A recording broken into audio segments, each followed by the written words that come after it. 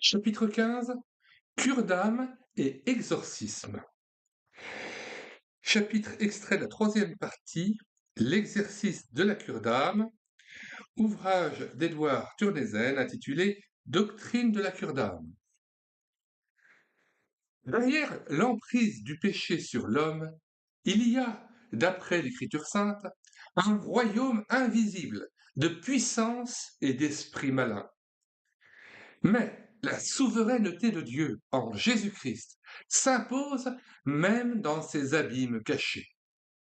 Là où les péchés sont pardonnés, le règne de Satan prend fin. Il ne peut pas continuer à torturer et à séduire les hommes. Pour briser son empire, il suffit d'un mot du Dieu fort. Parce que la cure d'âme annonce ce mot, entre guillemets, son œuvre doit être comprise comme mise en fuite des démons et manifestation de la grande espérance en la victoire du Christ. Avec la force que donne cette espérance, elle intervient dans les domaines de la servitude, de la superstition et du fatalisme, mais aussi sur les plans politiques et économiques. Partout, elle annonce le message de la venue du royaume de Dieu et enfermit les hommes dans cette attente. Des choses dernières doivent encore être évoquées qui, bien qu'implicites, ne doivent jamais être oubliées. Elles forment derrière la cure d'âme comme un vaste arrière-plan qui détermine son action. Le pardon des péchés nous est apparu comme une manifestation de la puissance du Christ. C'est le Christ qui ôte les péchés. Cette œuvre est l'acte souverain que Christ accomplit dans sa royauté. En effet, en pardonnant les péchés, il rétablit l'autorité de Dieu sur l'homme déchu. Il rend gloire à Dieu dans un monde qui a oublié cette gloire et qui, pour cela même, s'est enfoncé dans le péché, la souffrance et la mort. Cela veut dire que la vie de l'homme, auquel la parole de Dieu est apportée dans la prédication, le sacrement et la cure d'âme, est ainsi remise aux mains miséricordieuses du Seigneur auquel elle appartient. Certes, l'homme était toujours dans la main de Dieu, mais il n'en savait plus rien. Cela ne comptait pas pour lui. Il se rebiffait contre cette main qui, ne pouvant plus être pour lui celle de la miséricorde, s'appesantissait sur lui comme celle de la colère. Et maintenant, tout change. L'homme qui était perdu revient enfin en arrière. Dieu devient pour lui celui qu'il est depuis le début. Le Père qui le cherche en son Fils. Même la colère, même les jugements, oui, même la malédiction suspendue au-dessus de l'homme sont maintenant reconnus et crus à la lumière de la grâce de la parole faite chair, comme la grande et unique œuvre de cette recherche divine. Il se passe donc quelque chose en nous. Une véritable œuvre de Dieu dans l'homme s'accomplit quand nous sommes baptisés, quand l'Évangile nous est prêché, quand nous approchons de la table sainte et quand la parole de Dieu nous rencontre, en nous saisissant de la manière si personnelle dont elle nous est annoncée, d'homme à homme, dans la cure d'âme. Or, tout ceci implique que la vie avant la foi, c'est-à-dire la vie en dehors du pardon, sans Christ, étrangère aux alliances de la promesse, Éphésiens 2,12, la vie détachée du salut ne doit pas être considérée seulement comme un état de vide, d'absence, de non-être. Même cette situation sous la colère, avant la promesse du pardon, est remplie, occupée et déterminée. Elle est potentialisée, entre guillemets, au sens propre, c'est-à-dire dominée par une puissance, par cette puissance même qui règne là où Dieu n'a pas rétabli sa puissance souveraine. c'est la puissance du péché. Le péché n'est donc pas uniquement quelque chose de négatif qui n'existe pas, mais il est, à sa manière, quelque chose de tout à fait positif. Il est lui aussi une puissance, une domination, ou plus exactement, l'homme du péché, l'homme en dehors du pardon, désobéit à Dieu, certes, mais sa désobéissance n'est cependant pas une liberté. Elle est encore et toujours une obéissance, mais c'est l'obéissance effroyable d'un serf, d'un esclave, d'un être enchaîné, forcé de servir ce sinistre Seigneur. Nous ne pouvons nous dégager de son obédience tant que nous ne servons pas Dieu. Il n'y a pas de neutralité dans ce cas. Le verre dont on vide l'eau n'est pas vide. S'il ne contient plus d'eau, l'air y entre. Celui qui ne sert pas Dieu, qui donc sert-il? Nous répondons avec l'Écriture sainte, il sert Satan et ses esprits. S'il en est ainsi, il est clair que le pardon de son côté n'est pas une simple mainmise sur l'homme, un simple remplissage par la puissance et la paix de Dieu d'un espace jusqu'alors resté vide dans l'homme, mais un véritable changement de règne. Pour donner sa paix à l'homme, le Christ doit d'abord briser le règne des démons. Dans sa lutte contre eux et par sa victoire, il établit la souveraineté de Dieu par le pardon des péchés. Voilà comment il faut voir les choses. Et le pardon est alors réellement ce que nous venons de dire. Un coup d'État. L'ancien régime est renversé, le nouveau est inauguré. C'est pour cela que le pardon doit finalement être compris comme exorcisme. Des démons sont chassés là où la parole de Dieu est annoncée avec puissance. Confère Marc 3, versets 22 à 27, chapitre 4, verset 15, Luc 10, verset 17 et suivant. Quelle est la force adverse? Qui est Satan? Qui est le diabolos, le trublion qui embrouille tout? Qui sont ces aides, les démons, les sombres serviteurs de son royaume? Tout ce que nous pouvons affirmer à ce sujet, nous devons le puiser exclusivement dans le témoignage biblique. Certes, il ne manque pas d'autres sources nous fournissant abondamment en données et en connaissances sur les méthodes et les champs d'action des esprits et des puissances suprasensorielles. On trouve beaucoup de vestigia diaboli, des traces du diable un peu partout. Et surtout, il ne manque pas de tentatives poussées très loin, profondes et spirituelles à leur manière, qui cherchent à saisir les sombres mystères de ce qui est suprasensoriel, à les interpréter et à les intégrer à un système philosophique. Elles ont toujours trouvé écho, elles ont été exploitées de bien des façons dans les cosmologies de tous les temps et de tous les peuples. Cependant, ces sources extra-bibliques sont troubles.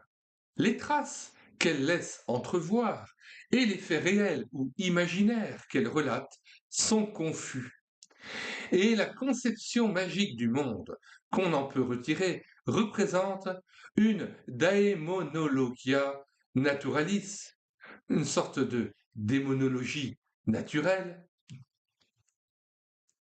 une doctrine naturelle du monde des esprits qui est tout aussi peu utilisable pour la connaissance et le jugement théologique que l'est la théologie naturelle pour la connaissance de Dieu et du monde qui est le sien. Nous aurons évidemment à nous informer exactement à ce sujet. La conception magique du monde, en effet, ne relève nullement des musées. Elle est très vivace, au contraire, et trotte dans les têtes et les esprits modernes tout autant qu'elles le faisaient il y a 100 ou 1000 ans. Nous la rencontrons à chaque pas dans la cure d'âme, sous la forme de la superstition, de la sorcellerie et du spiritisme, mais aussi sous une forme plus élevée, quasi scientifique et cultivée. Nous pensons au système métaphysique, dans la mesure où il présente une doctrine de l'au-delà, mais aussi à l'anthroposophie et à la parapsychologie, qui est une tentative d'occultisme scientifique. Confère à ce sujet le lexique détaillé et complet de la superstition allemande, édité par Bechtold, de même que la collection de documents publiés par Nielsen sous le titre Das große Geheimnis et das Unerkannte, Munich 1922-1923, qui contiennent des cas qui relèvent du domaine suprasensoriel ainsi que l'ensemble de la littérature anthroposophique déjà mentionnée.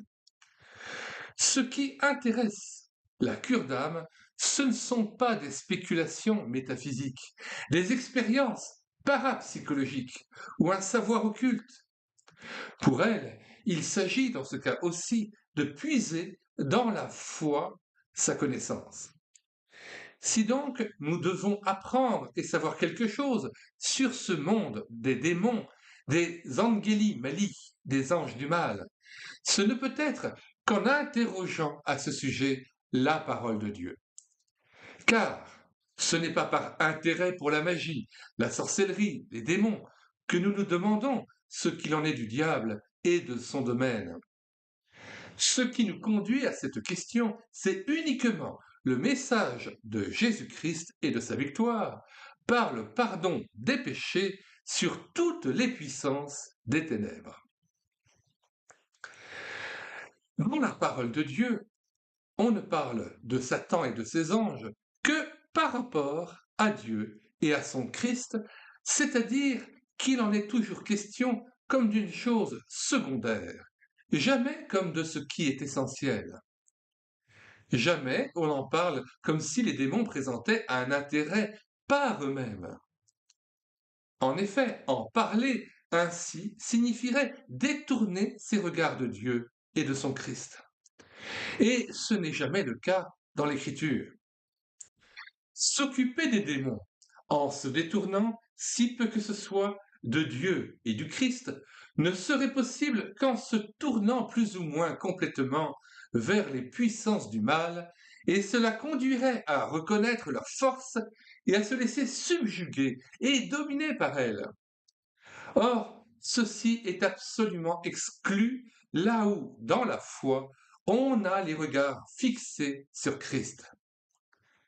C'est pourquoi il n'est jamais question du monde des démons que comme de l'ombre portée par la grande lumière envoyée par Dieu en Christ dans les ténèbres du monde. On mentionne les démons parce qu'il est impossible de décrire cette lumière sans dire un mot des ténèbres qu'elle a dissipées.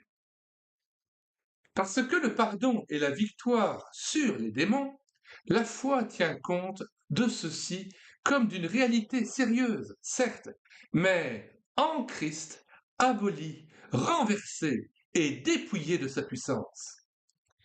Ce n'est pas là nier leur réalité et leur danger, c'est bien plutôt les reconnaître.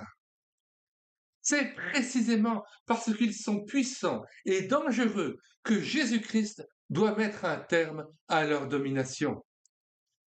Parce qu'il existe des œuvres du diable, entre guillemets, elles doivent être anéanties, comme il est dit dans le texte capital de l'épître de Jean, 1 Jean 3, verset 8, que nous citons. Celui qui pêche est du diable, car le diable pêche dès le commencement. Le Fils de Dieu a paru afin de détruire les œuvres du diable. C'est parce que les autres dieux, entre guillemets, sont une réalité qu'on vous est donné le commandement. Je suis le Seigneur, ton Dieu. Tu n'auras point d'autre Dieu devant ma face. Exode 20, versets 2 et suivants. La puissance et la force du vrai Dieu sont décrites par l'affirmation que les faux dieux lui sont soumis. Ils sont réduits maintenant à l'état de sombre repoussoir de sa gloire éclatante. Ils sont les vaincus, exhibés dans le cortège triomphal du Christ, Colossiens 15, que nous citons.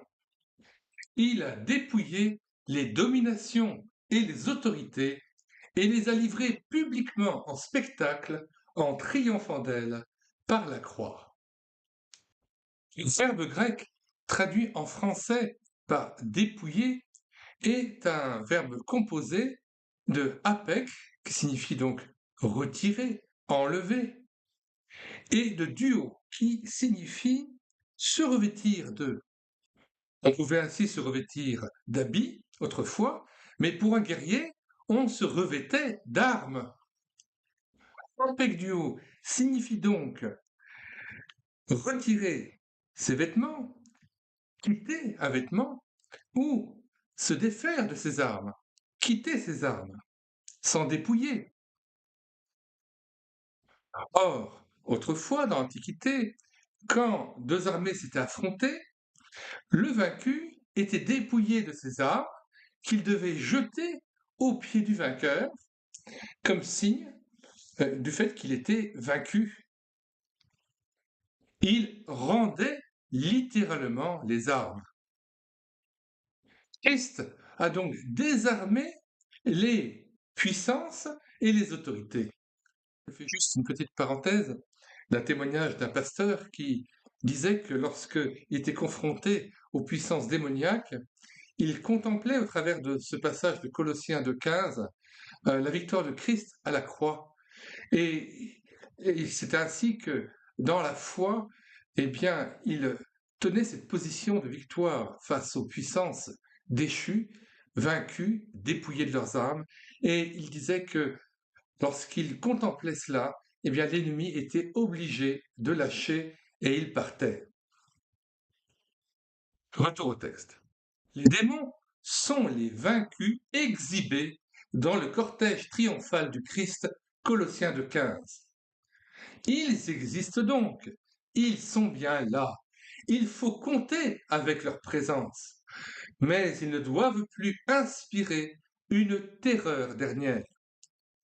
Si toutefois on perd de vue un seul instant le fait qu'ils sont déjà jugés, parce que le Christ les a dépouillés de leur puissance, alors ils réapparaissent immédiatement aussi redoutables qu'auparavant. En dehors du Christ, la puissance du diable est invincible. Il est fou, celui qui s'en moque. Sans le Christ, l'enfer consumerait tout. Rien au monde ne lui échapperait. C'est pourquoi il ne faut pas avoir affaire à lui en dehors de la foi. C'est pour cela qu'il faut rejeter toute curiosité à l'égard des démons. Non pas qu'ils soient les produits de l'imagination ou pure invention, mais bien parce qu'ils disposent, comme le dit Luther, d'une grande puissance et de beaucoup de ruses, dès qu'on laisse Jésus-Christ de côté et qu'il est dangereux de frayer avec eux. Cependant, en Jésus-Christ, il est possible de parler d'eux. Il en est alors comme si l'on parcourait une fois encore le champ de bataille qu'il a livré pour nous, que Jésus-Christ a livré pour nous. Les démons nous y apparaissent comme les ennemis qu'il a égorgés, et toute l'ampleur de sa victoire nous est révélée. L'Apocalypse de Jean parle de cette façon de Satan et de ses anges, quand elle nous annonce que le diable est dompté et subjugué, et qu'elle proclame la victoire de l'agneau, qui est digne de recevoir la puissance, la richesse, la sagesse, la force, l'honneur, la gloire et la louange. Apocalypse 5, verset 12. Dans l'Écriture sainte, la démonologie, qui conçoit les démons comme des esprits des ténèbres, fait pendant à l'angélologie qui voit dans les anges des esprits bienfaisants. Les uns comme les autres, les anges comme les démons, font partie, d'après l'Écriture, de la création, mais de ce qui est invisible en elle. Ils sont donc bien des êtres surnaturels, mais non incréés, non divins, non existants de toute éternité. L'homme, cet être qui participe à la fois des deux domaines du cosmos, du visible et de l'invisible, n'est pas seul avec lui-même dans le monde visible et corporel, mais il est accompagné et environné de toutes parts de ce qui est visible. Les animaux, les fleurs, les pierres, les astres. De même, il n'est pas seul dans le monde invisible, mais il est entouré de tous côtés, en haut et en bas, d'êtres qui remplissent l'espace du cosmos invisible et l'animent. Ils sont des créatures de Dieu au même titre que l'homme, interpellés et appelés par Dieu, comme nous le sommes aussi, mais ils le sont d'une manière qui nous est encore cachée. Outre cela, il faut encore dire, de même que l'homme pouvait et devait obéir à l'appel de Dieu et qu'il lui désobéit cependant, de même le monde des esprits est traversé par une sorte de fissure du péché qui les sépare en esprits obéissants et désobéissants, en anges et en démons. Dans la dogmatique classique, la doctrine des bons anges et des mauvais anges, des angelis bonis et malis, est développée en même temps que celle de la création. Toutefois, l'angélologie, comme la doctrine de la création tout entière, ne doit en aucun cas être comprise comme élément d'une cosmologie biblique, telle que la voudrait élaborer une théologie mythologisante. Au contraire, l'angélologie ne fera que souligner la souveraineté et la puissance miséricordieuse de Dieu et de son Fils sur toutes les choses visibles et invisibles. Ni les anges, ni les démons ne sont en eux-mêmes objets de foi. Le seul objet de foi, c'est le Dieu trinitaire, celui qui est le créateur des visibilia et invisibilia, des choses visibles et invisibles. À cause de cette foi en Dieu, qui n'a pas seulement créé les choses visibles, mais aussi celles qui ne le sont pas, l'Écriture sainte et surtout le Nouveau Testament, comme aussi une dogmatique fondée sur elle, parlera tout naturellement du monde invisible et par conséquent aussi de l'existence des esprits, des forces et des puissances qui en font partie. Pourquoi ces esprits, ces forces, ces puissances n'existeraient-elles pas? Cependant, à aucun moment l'insistance ou l'intérêt ne porte sur la connaissance autonome des choses invisibles des anges et des démons.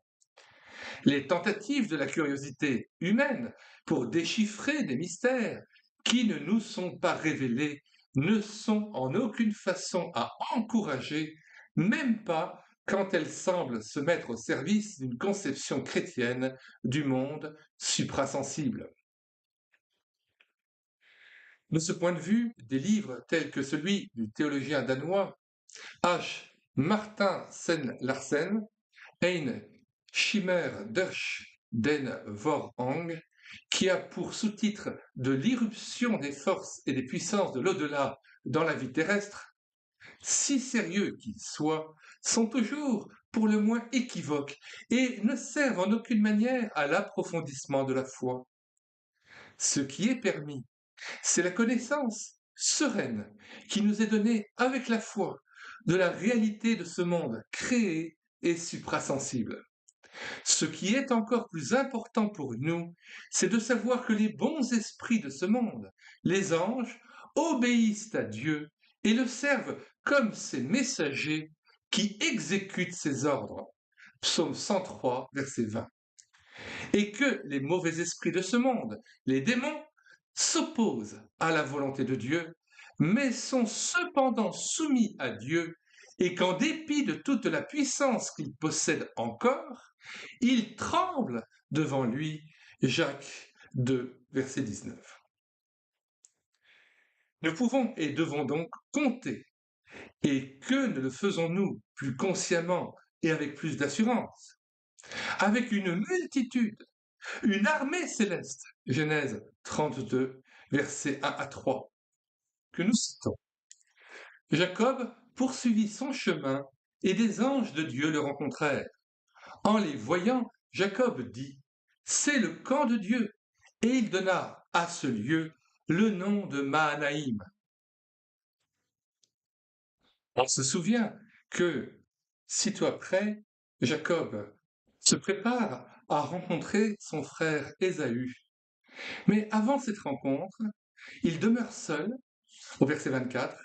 Il dit alors, un homme lutta avec lui jusqu'au lever de l'aurore. Le passage est tellement beau que je ne peux résister au fait de prendre du temps pour le lire. Voyant qu'il ne pouvait le vaincre, cet homme le frappa à l'emboîture de la hanche, et l'emboîture de la hanche de Jacob se démit pendant qu'il luttait avec lui. Il dit, « Laisse-moi aller, car l'aurore se lève. » Et Jacob répondit, « Je ne te laisserai point aller, que tu ne m'aies béni. » Il lui dit, « Quel est ton nom ?»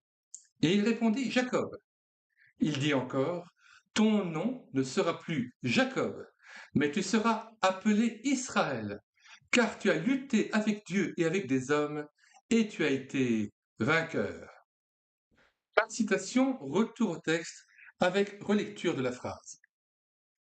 Nous pouvons et nous devons donc compter, et que ne le faisons-nous plus consciemment et avec plus d'assurance, avec une multitude, une armée céleste, Genèse 32, versets 1 à 3, d'êtres, de force et de puissance céleste et bienfaisants, qui servent Dieu et qui, par conséquent, nous viennent en aide.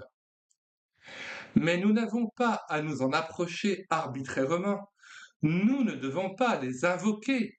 Nous ne devons en aucune manière les honorer ou les servir, car l'honneur et le service sont dus au seul Dieu 3 fois saint.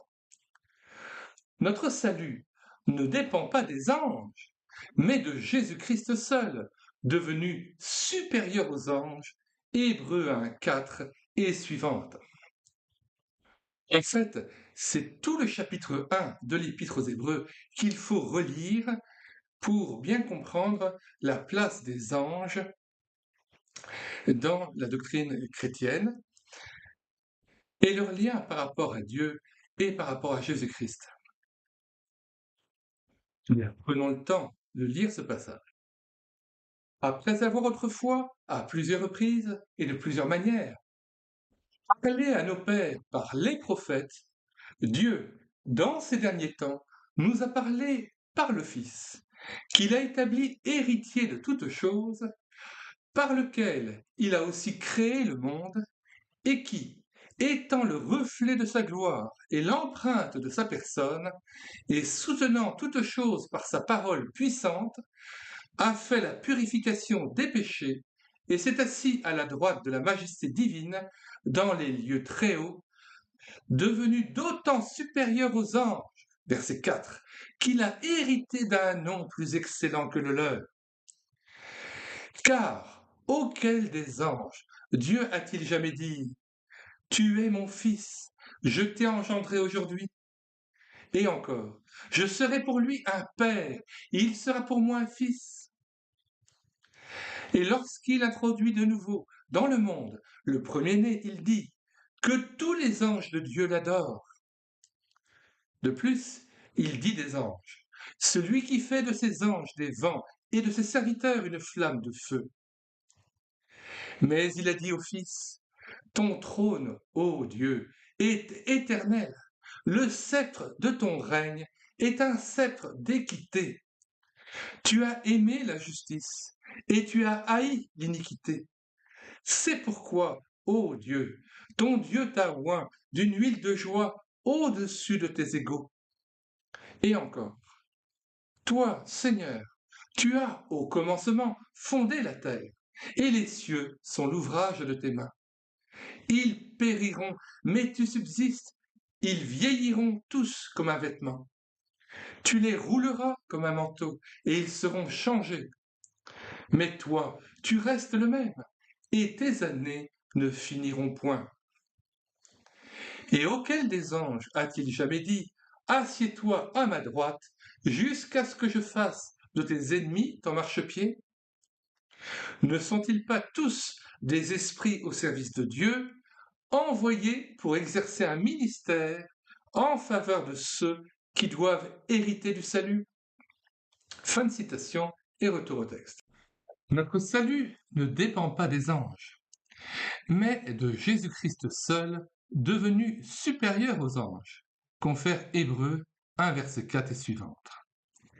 Toutefois, nous pouvons nous réjouir et puiser une consolation dans leur existence. Nous devons compter très sérieusement avec les puissances des ténèbres, les démons, mais aussi avec le fait qu'en Jésus-Christ, ils sont tenus en laisse et enchaînés. Nous n'avons donc pas à frayer avec eux. En face d'eux, le commandement d'aimer et de craindre Dieu seul doit être tout spécialement pris au sérieux. Il manque encore, dans la dogmatique moderne, une angélologie détaillée et sérieuse. Note 1. Depuis que le présent livre a été édité en allemand, une telle angélologie magistrale a paru dans Karl Barth, dit Kirchliche Dogmatik, 351, page 426 à 623. Dans nos entretiens avec ceux qui ont besoin de cure d'âme, nous rencontrerons inévitablement ces arrière-plans démoniaques du péché, puisqu'il est vrai que le péché engendre l'asservissement aux puissances des ténèbres. Tout ce que nous venons de dire indique très nettement à celui qui exerce la cure d'âme qu'il doit, dans cette rencontre, se tenir clairement, fermement sur le terrain du message biblique. Cela signifie que nous devons éviter, dans tous les cas, de nous laisser entraîner dans des conversations philosophiques sur les choses suprasensibles. Nous ferons bien de rejeter toutes les interprétations et toutes les tentatives d'explication ayant trait à ces arrière-plans de l'acte pécheur, non seulement parce que ce qui est suprasensible échappe à une observation réelle et à une expérience contrôlée, mais parce que toutes ces interprétations et ces explications aboutissent finalement toujours à enlever à l'homme la responsabilité de son péché et à en charger les puissances célestes, entre guillemets, qui font que le misérable est coupable. Elles arrivent seulement à rendre anodine la situation intérieure de l'homme, et plus elles sont profondes, plus elles font obstacle à la repentance et par conséquence au salut. L'homme n'a que trop tendance à comprendre et à présenter son asservissement par le péché à la puissance des ténèbres d'une manière philosophique, ce qu'il essaie aussi de faire à l'aide de la psychologie, afin d'éviter, si possible, de rencontrer la réalité sans limite de cette puissance. Il voudrait pouvoir comprendre ce qu'il y a d'incompréhensible dans cette façon de se laisser mener par sa manie de pécher et en devenir ainsi le maître. Or, on ne devient pas maître de son péché par une compréhension philosophique ou psychologique, mais uniquement par la grâce.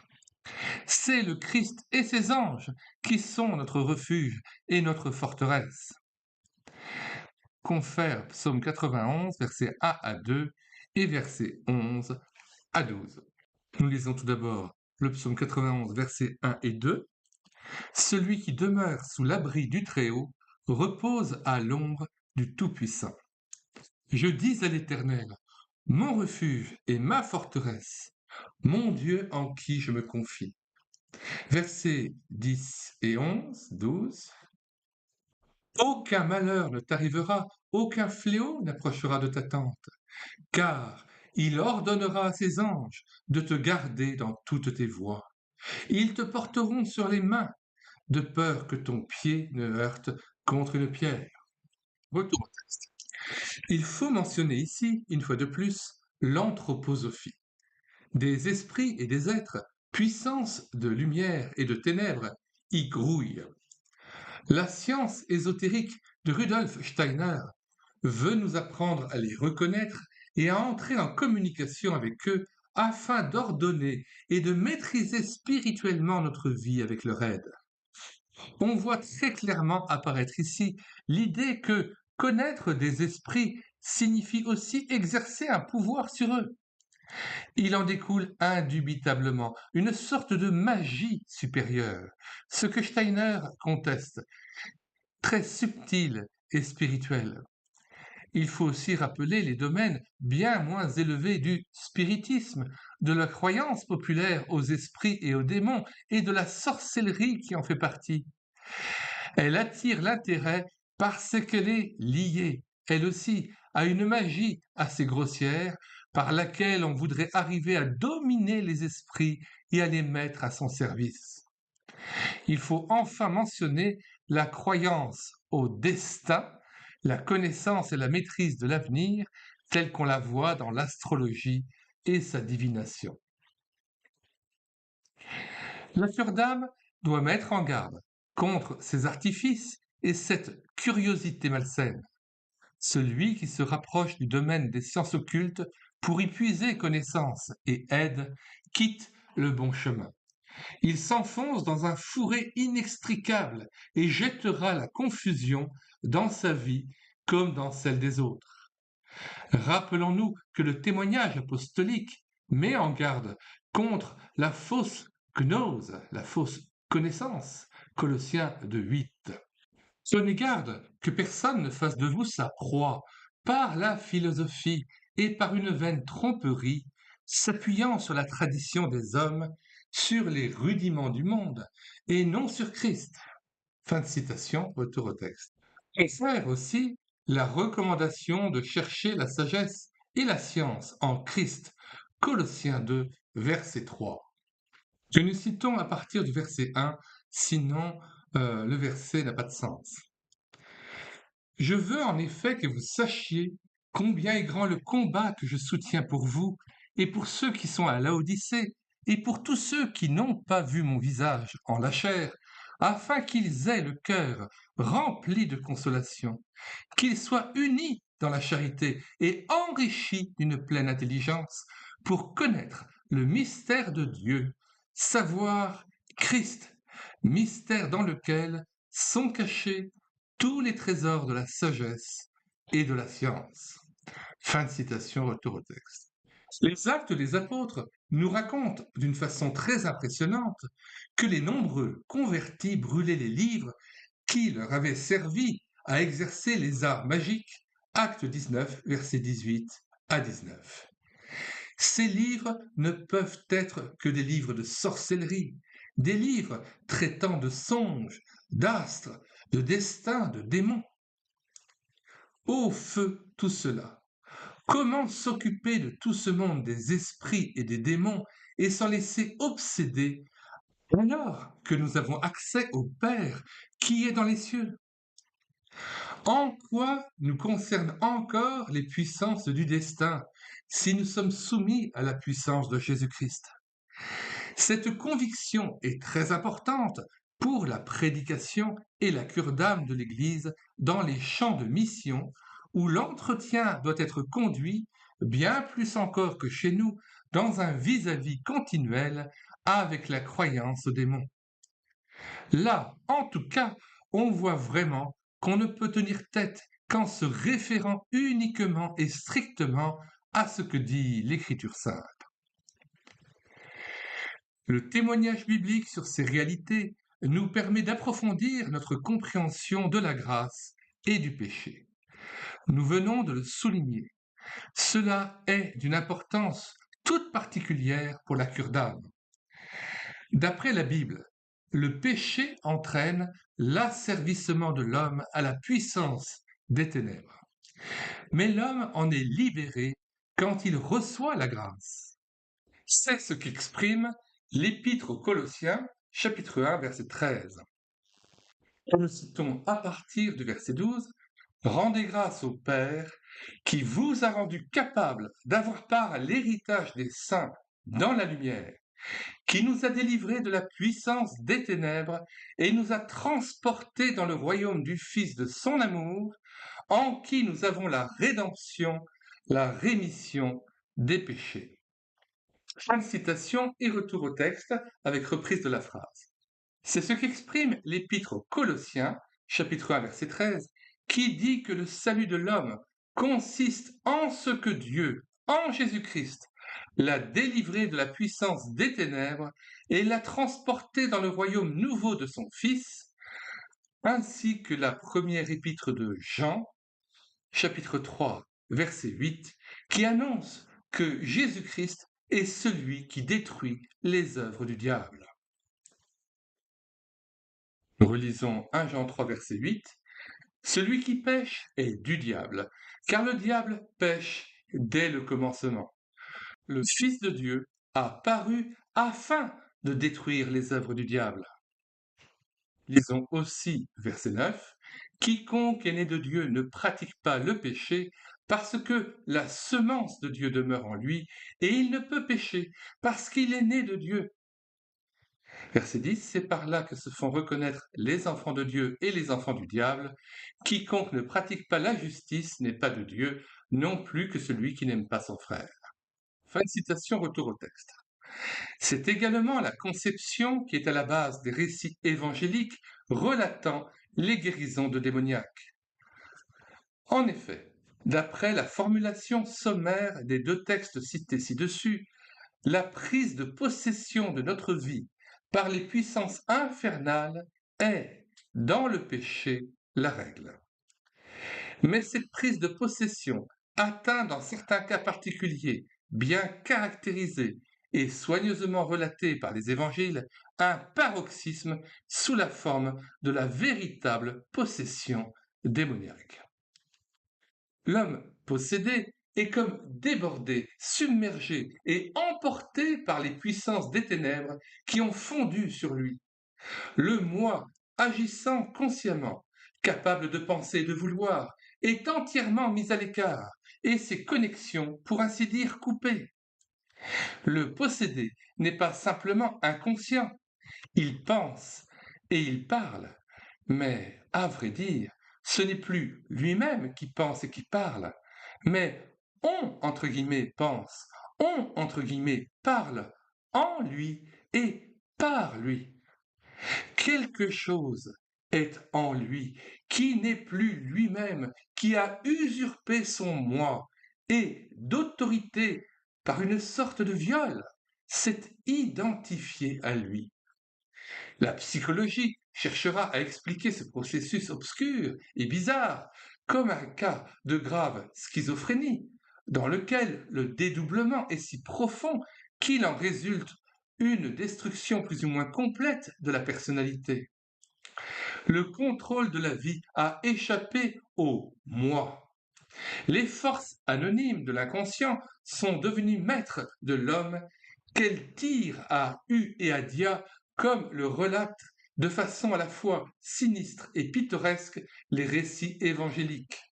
Confère Marc 5, versets 1 à 15, Marc 9, versets 14 à 29. Mais que veut dire ici expliquer? Il n'est en tout cas pas possible de rejeter purement et simplement comme mythologique le point de vue de l'Écriture sainte qui parle d'une très concrète irruption de puissance dans la vie de l'homme. Au contraire, elle indique que derrière les phénomènes psychopathiques, il y a encore des profondeurs inaccessibles, certes, à une réflexion purement psychologique, mais qu'il n'y a aucune raison de contester. Quand l'homme dit oui au péché, il s'opère une saisie de sa vie dont la portée est bien plus grande qu'il ne pouvait le prévoir ou l'imaginer. Il subit une emprise qui peut s'extérioriser de différentes façons, comme vice, désir, déchaînement des instincts, névrose, obsession par des idées fixes et des influences psychiques de toute nature. Dans des cas plus rares et très graves, il s'agit d'une véritable possession morbide qui se manifeste par la folie, le délire furieux ou la mélancolie. Dans les cas que nous rencontrons, gardons-nous de conclure trop vite à une possession morbide. Elle n'est pas courante. Au contraire, elle représente une manifestation extrême et dernière de la sombre domination du malin.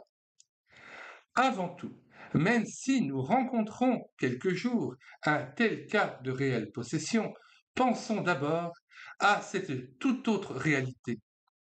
Jésus-Christ est aussi le Seigneur des possédés. Les récits des évangiles nous sont donnés précisément pour nous apprendre cela. Ce qu'ils nous annoncent, ce n'est pas la possession, mais le fait qu'elle a été surmontée et guérie.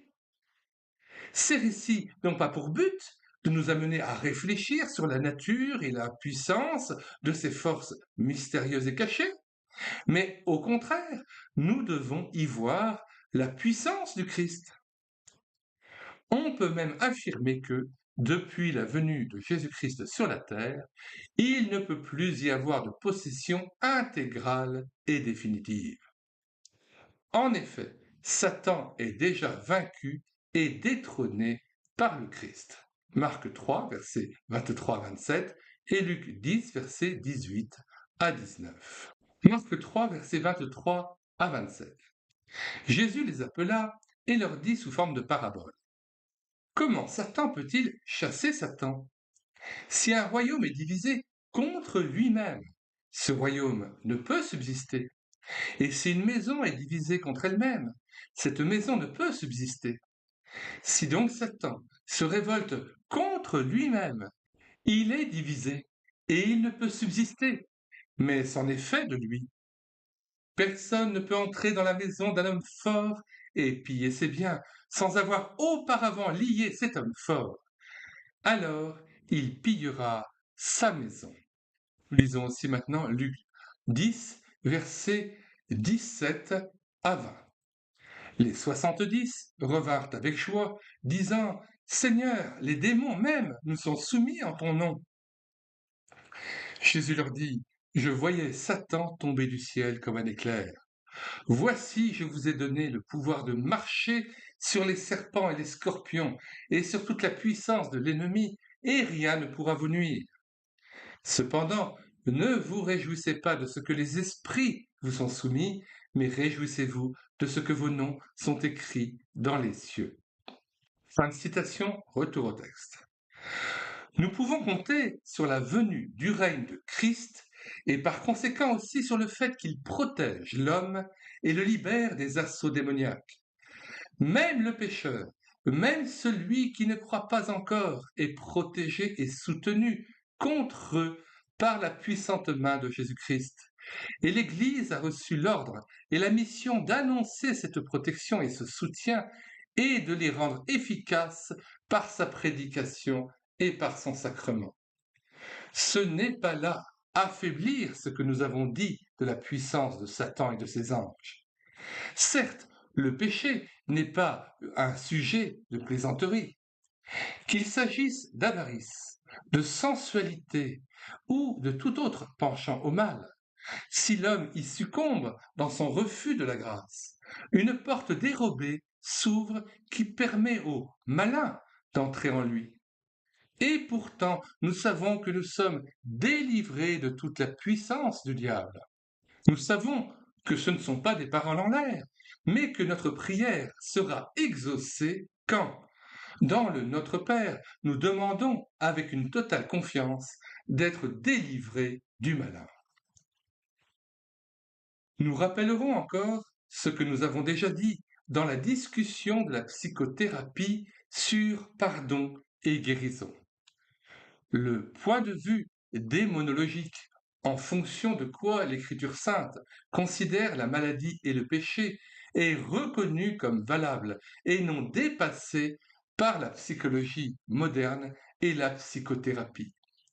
Les phénomènes psychopathiques qu'on étudie sur le plan de la réflexion psychologique sont, d'après la Bible, non pas l'effet primaire, mais la projection et le reflet de cette emprise métaphysique exercée par les puissances de l'au-delà et que l'homme subit à cause de son péché.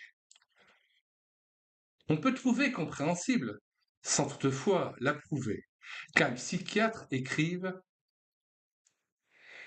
ouvrez les guillemets, si elles ont réellement une base historique, les guérisons miraculeuses relatées par le Nouveau Testament et accomplies par Jésus-Christ chez des paralytiques et des aveugles doivent avoir trait en premier lieu à des hystériques. Fermez les guillemets. Et le même chercheur continue, on sait que dans l'Antiquité, de même qu'actuellement encore chez les peuplades primitives, les maladies mentales, comme l'épilepsie et l'hystérie, étaient ramenées à la possession par des esprits. C'est pourquoi il est relaté que le Christ aurait chassé des démons, fermés les guillemets. On comprend aussi comment il peut parler à ce propos, avec une pointe d'ironie, du pasteur Blumhardt, qui, à la fin du XIXe siècle, a encore déclaré posséder du démon une fille hystérique qu'il a guérie par des procédés spirituels.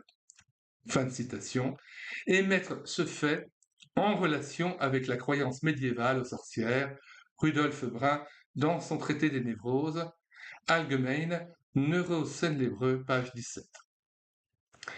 Ces phrases manifestent le ressentiment du médecin moderne, de formation scientifique, à l'égard de la conception magique du monde qu'il flaire derrière les récits du Nouveau Testament.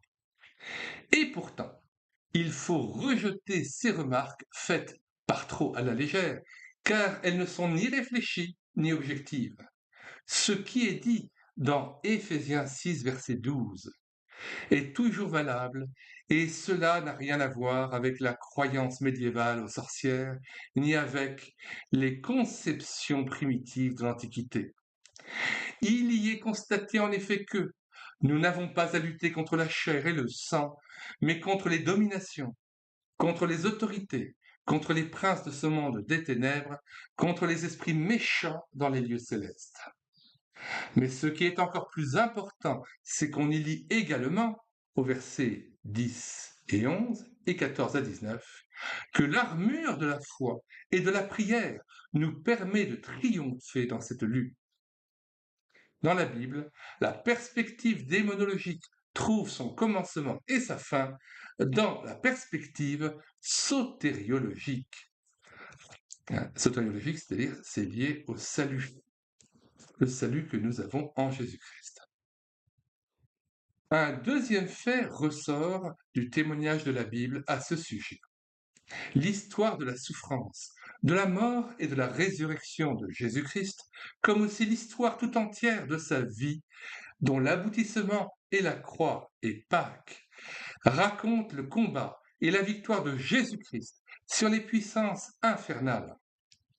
Dans son itinéraire qui l'a mené du trône de Dieu à la crèche, à la croix, à la résurrection et à l'ascension, il s'est emparé des clés de la mort et du séjour des morts. Apocalypse 1, verset 18. Il a réduit les puissances à l'impuissance.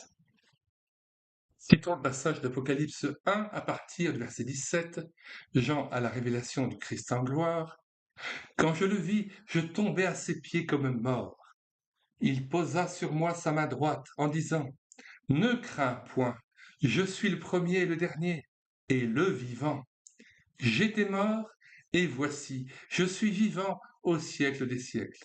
Je tiens les clés de la mort et du séjour des morts. » Christ donc a réduit les puissances à l'impuissance.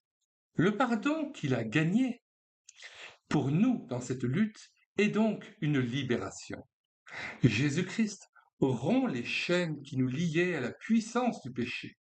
On voit bien maintenant pourquoi le pardon est notre seul et unique salut, et pourquoi les plans moraux et psychologiques ne sont pas une base suffisante pour la réflexion et l'action sur l'homme pécheur.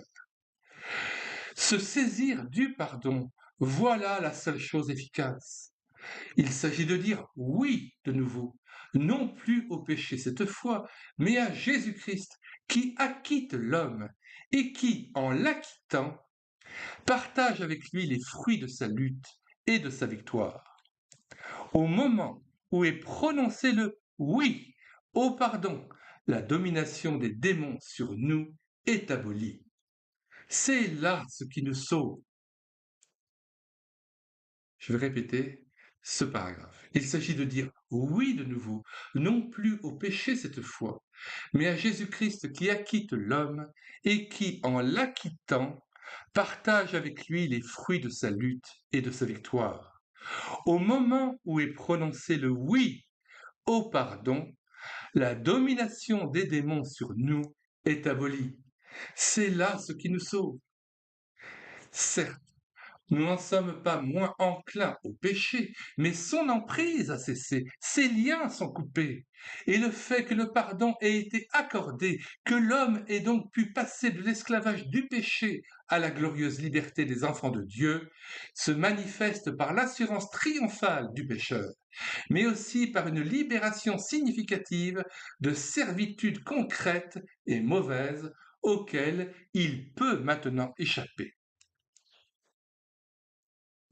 Encore une fois, ceci ne signifie en aucune manière un discrédit jeté sur les guérisons et les thérapeutiques naturelles. Il n'y a pas de contradiction pour le chrétien entre la guérison opérée par le pardon et celle qui est l'œuvre du médecin. Il semble au contraire y avoir comme une promesse de Jésus-Christ sur les hôpitaux et les maisons de cure, à condition que les soins aux malades y soient donnés et reçus dans la connaissance de ce fait que la guérison, même si elle est naturelle, est en définitive toujours le fruit de la miséricorde triomphante de Jésus-Christ. Si nous ne maltraitons plus aujourd'hui les malades mentaux, comme c'était encore le cas dans le monde juif et païen à l'époque de Jésus, ou comme l'a décrit plus récemment Gottfried Keller dans Henri le Vert au chapitre Meretlein, il faut considérer ce progrès, de même que chaque pas en avant accompli sur le plan de la thérapeutique et des soins, comme un fruit et un signe de cette miséricorde incessante de Jésus-Christ. Parce que Jésus-Christ a guéri et qu'il guérit encore par la puissance de Dieu. Tout ce qui peut être réalisé sur le plan humain en ce qui concerne aide et guérison doit être approuvé et peut être béni. Ceci confère à l'entretien de cure d'âme, dont le but est de proclamer la victoire et la miséricorde de Jésus-Christ, une dernière caractéristique. Il est à la fois une conversation et une lutte.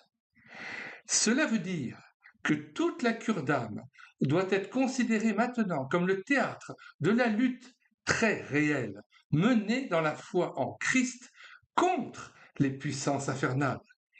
Il s'agit là vraiment de chasser les esprits qui règnent dans les ténèbres de ce monde par l'Esprit de Dieu qui, à l'aide de la parole, veut prendre possession de la vie de l'homme séparé de lui. Conduire un entretien de cure d'âme n'est pas une sinécure. Cette expression d'origine latine signifie il ne faut pas croire que c'est facile. Au contraire, c'est pénible.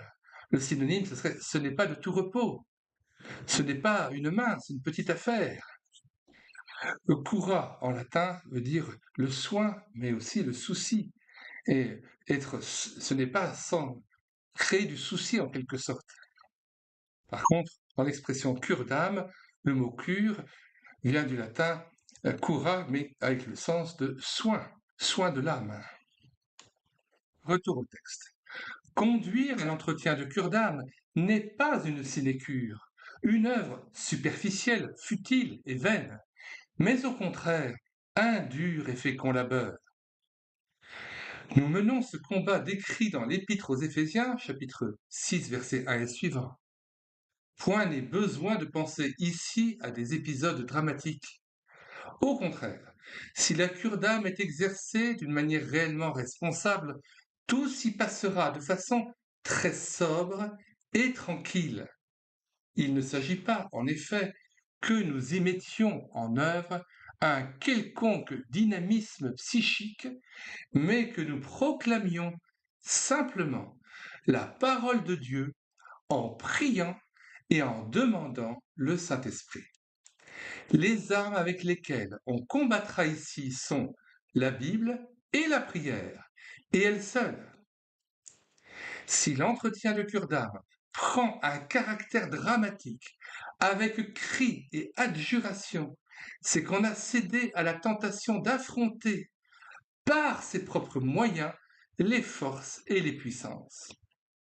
Ceci n'est plus alors de la cure d'âme, mais une sorte de magie spirituelle sacrilège. Cela existe, certes, mais ce n'est pas ainsi qu'on arrive à libérer. On ne fait que lier plus sûrement encore. Oui, il s'agit bien d'exorcisme dans la cure d'âme, de chasser les démons, mais gardons-nous de tout pseudo-exorcisme. L'entretien de cure d'âme reçoit ici un sérieux tout nouveau. La cure d'âme légère, la cure d'âme de salon, doit être absolument exclue. Celui qui, à peine converti lui-même, cherche à convertir les autres, qui accumule les cas de cure d'âme et voudrait avoir à son actif un grand nombre de succès, ne fait que prouver qu'il ignore le dur combat d'une authentique cure d'âme.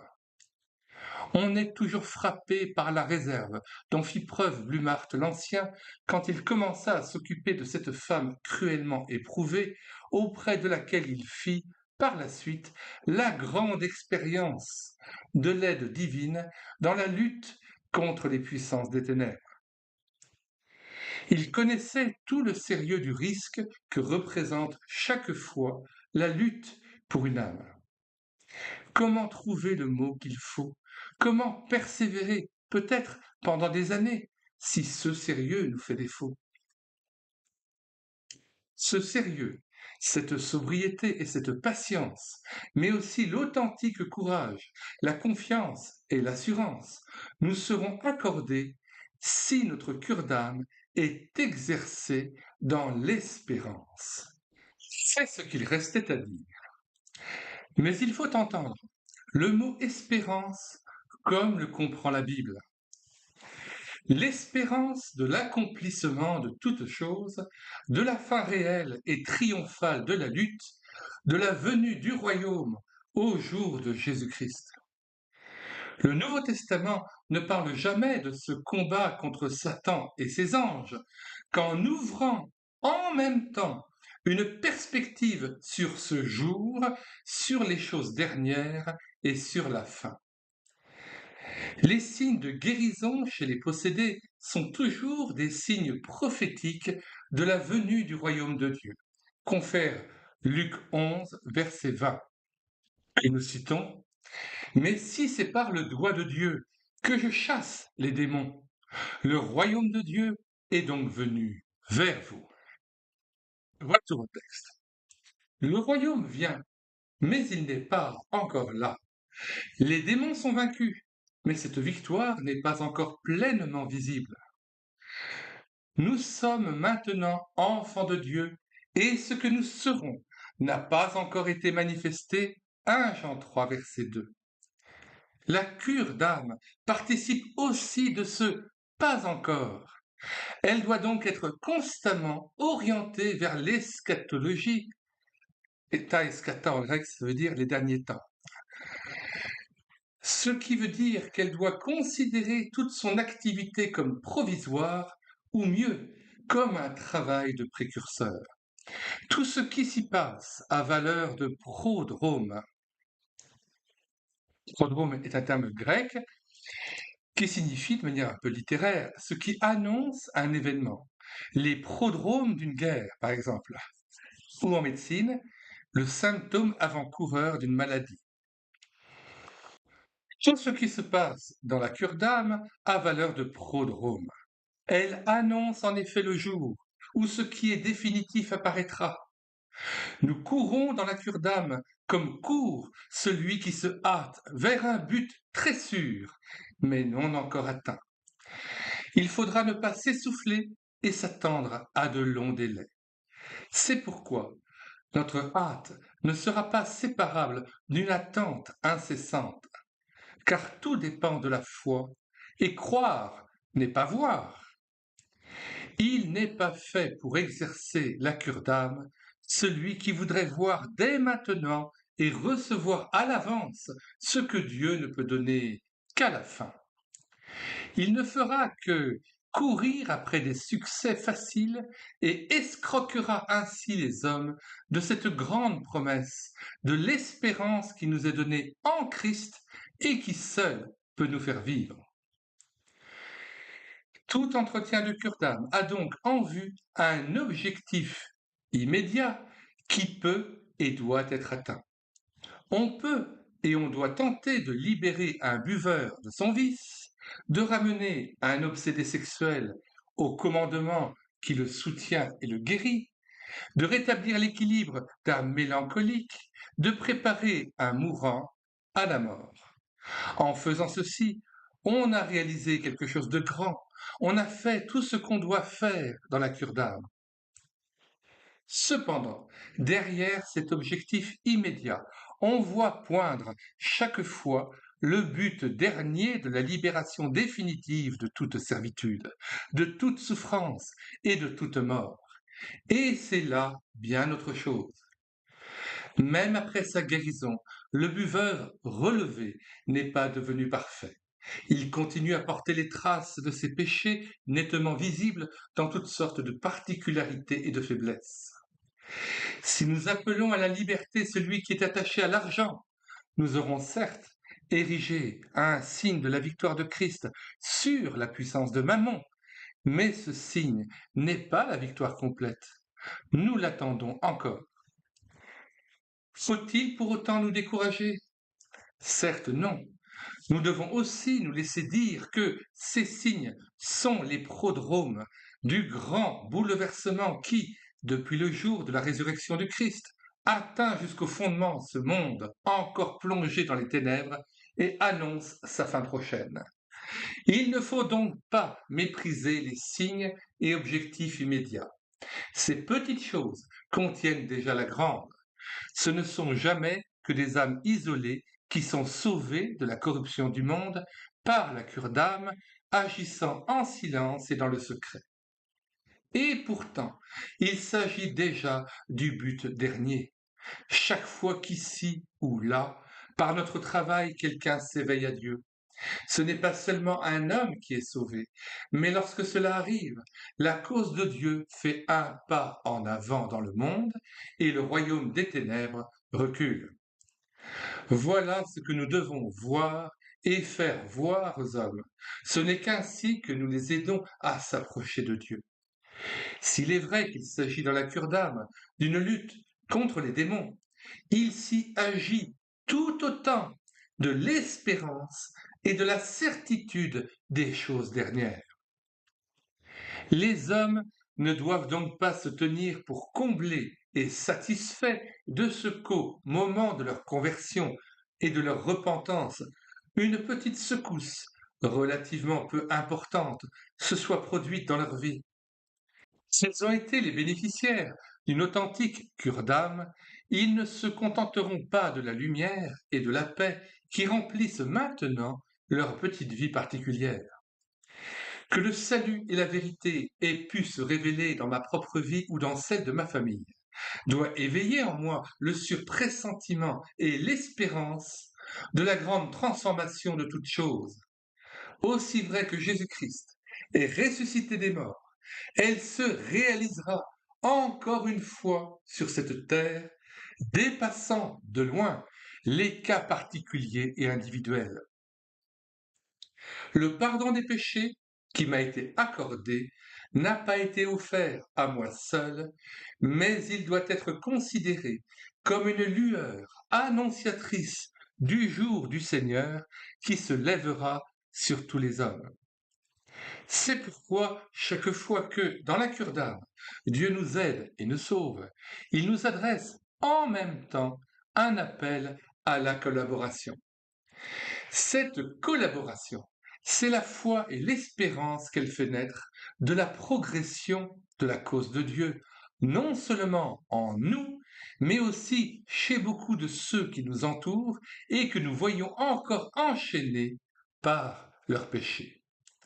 On reconnaît une authentique cure d'âme à ce qu'elle appelle ceux auprès de qui elle s'exerce à une telle collaboration.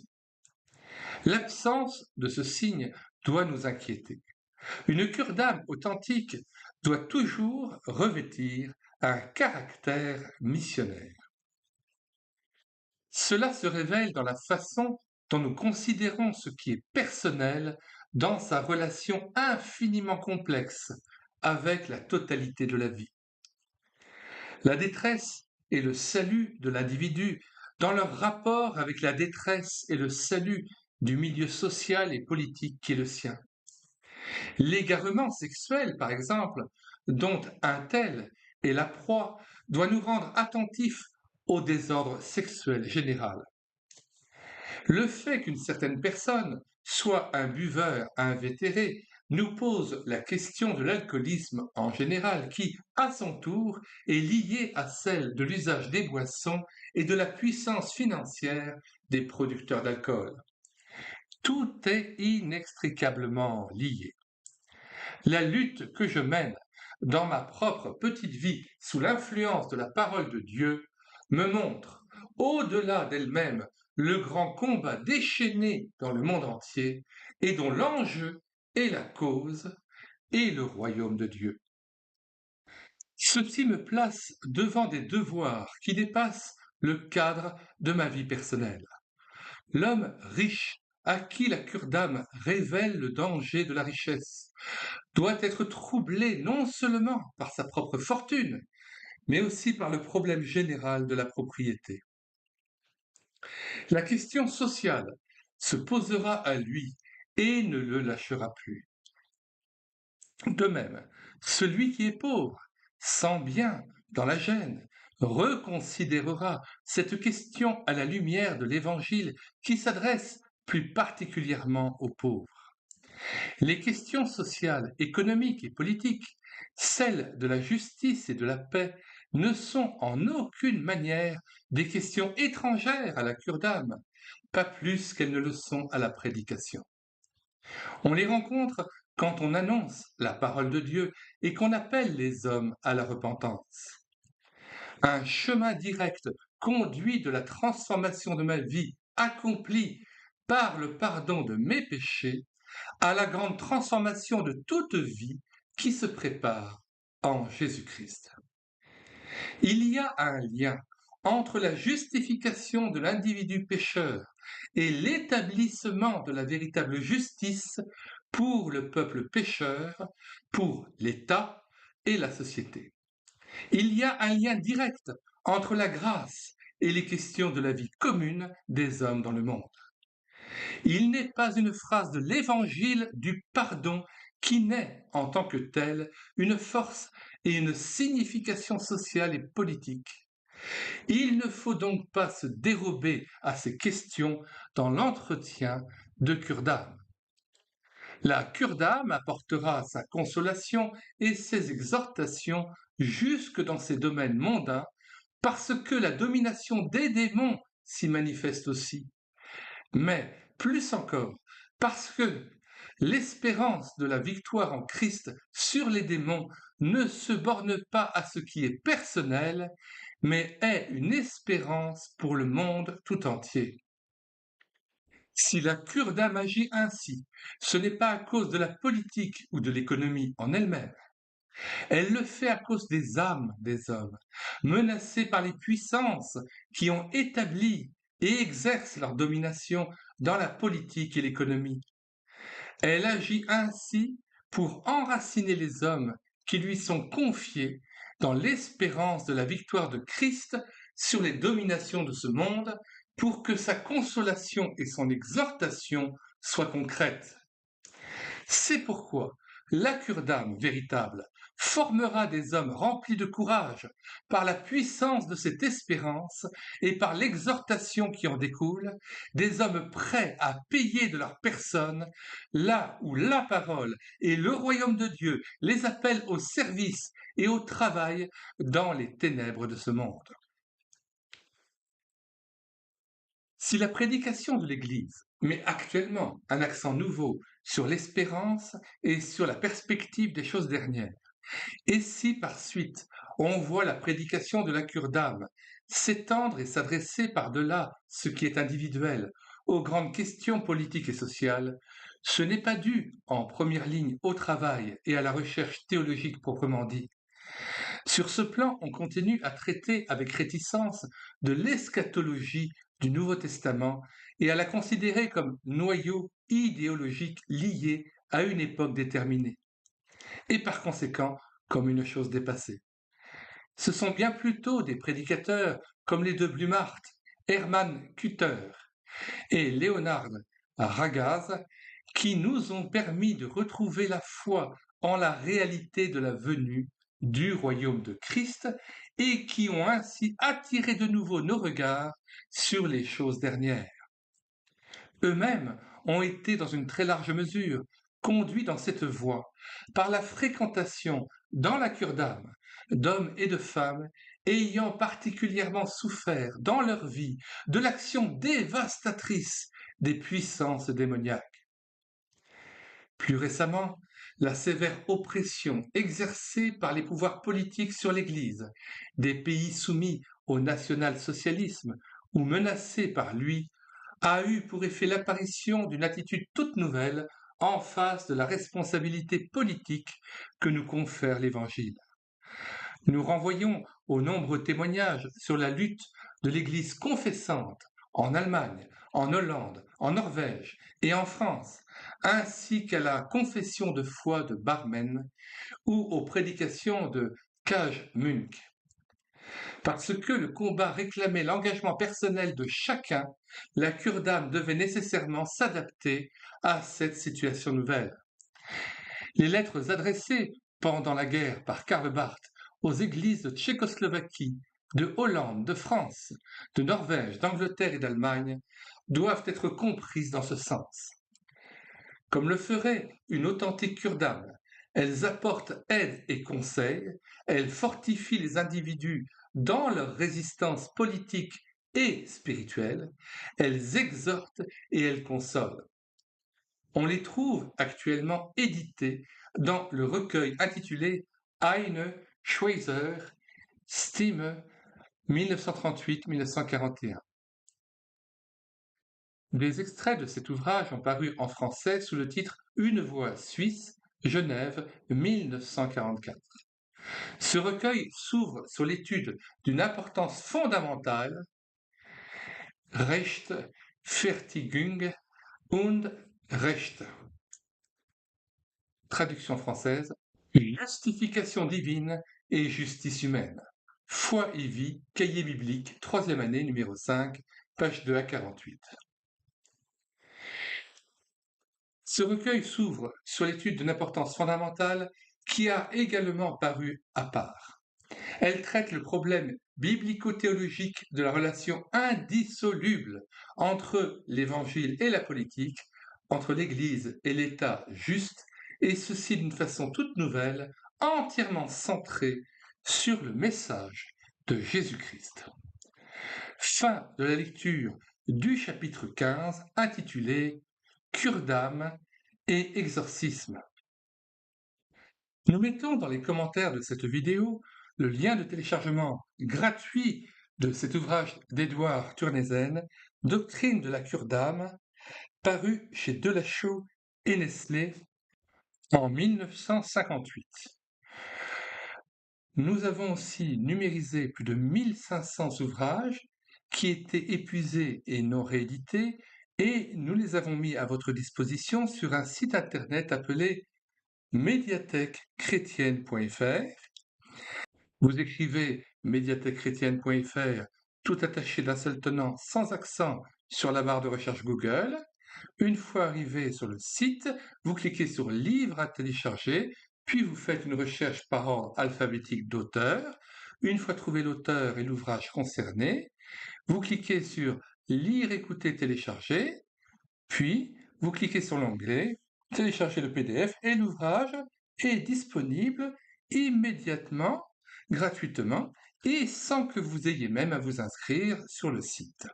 Tout est fait pour faciliter l'accès à la culture, la littérature biblique, à l'enrichissement intérieur des chrétiens, afin qu'ils puissent être renouvelés dans leur recherche de Dieu et de Christ. Nous signalons que nous avons mis, en plus du lien de téléchargement de l'ouvrage d'Édouard Turnezen, Doctrine de la cure d'âme, plusieurs autres ouvrages traitant de la cure d'âme et du ministère de délivrance. Nous vous conseillons tout particulièrement l'ouvrage de George Birch intitulé The Deliverance Ministry ou le ministère de délivrance. Et nous vous interpellons aussi sur le chapitre 8 sur le fait d'éprouver les esprits selon l'ordre donné par Dieu dans la Bible, dans 1 Jean 4, versets 1 à 6. Notamment par rapport à la problématique charismatique et pentecôtiste, où il y a ce fameux parler en langue, qui est une imposture spirituelle extrêmement dangereuse, qui est une façon pour l'ennemi de s'immiscer à l'intérieur de l'Église et de commettre une imposture terrible en se faisant passer pour l'Esprit Saint, alors que bien souvent il s'agit d'esprits mauvais qui s'emparent de la langue des chrétiens parce qu'il y a là une hérésie doctrinale. Alors, George Birch, qui était un ami personnel de Ralph Chalice, avait déjà témoigné dans l'ouvrage intitulé Le don de parler diverses langues, dans l'appendice B final, sur 25 pages, il avait décrit 12 cas de possession démoniaque liés au parler en langue et à la guérison, à l'exorcisme de ces esprits de langue qu'il avait pu chasser. Et c'est très important de lire ce témoignage dans l'appendice B du livre de Ralph Chalice que vous pouvez télécharger aussi sur médiathèquechrétienne.fr. Mais vous pouvez aussi lire le témoignage de l'ensemble du ministère de George Birch, qui est beaucoup plus étendu encore que la dénonciation d'un faux parler en langue, mais qui s'étend à d'autres esclavages, d'autres liens démoniaques que les gens peuvent avoir, et comment elle a réussi à libérer ces gens. Eh bien, nous mettons aussi à la fin de cette vidéo un lien vers notamment le chapitre concernant l'exorcisme et le fait de chasser les démons, comment le faire. George Birch propose une proposition de méthode. Deux autres ouvrages que nous vous recommandons chaleureusement, Les yeux ouverts d'Émile Kremer et Occultisme et cure d'âme de Kurt Koch.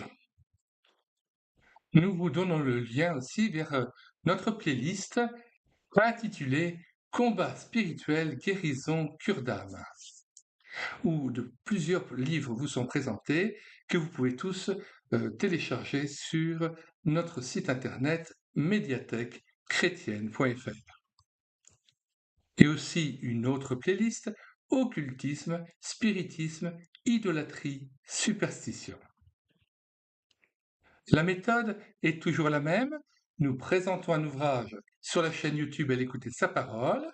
Dans les commentaires de la vidéo, nous donnons le lien de téléchargement gratuit de cet ouvrage. Et ce même téléchargement se fait à partir du site médiathèquechrétienne.fr, site que j'ai bâti en synergie avec ma chaîne YouTube Elle écouter sa parole.